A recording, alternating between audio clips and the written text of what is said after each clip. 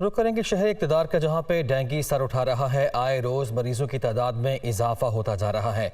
Dengue की अलामात और doctor इस हवाले से क्या एहतियाती तदाबीर बता रहे हैं, ये बताएंगे हमारी नुमाइंदा इस्मा शौकत।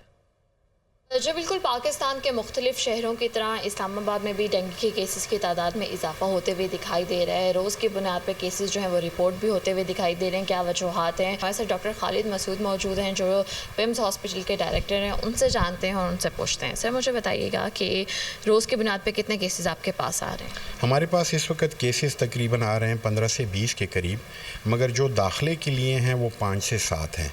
तो बेसिकली अगर हम सीरियस लेते हैं तो 5 से 7 केसेस की पर डे एडमिशन हो रही है। क्या वजूहात हैं कि डेंगू जो एकदम से इतना ज़्यादा जो है वो फैलना शुरू हो चुका है, और क्या एहतियात की जा सकती है? मॉनसून इस दफ़ा काफ़ी लंबा हो गया और टाइम से पहले भी आया और टाइम के बाद भी इस वक्त चल रहा है। तो जहाँ पर पानी खड़ा होता है वहाँ पर डेंगू की ब्रीड बहुत जल्दी होती है।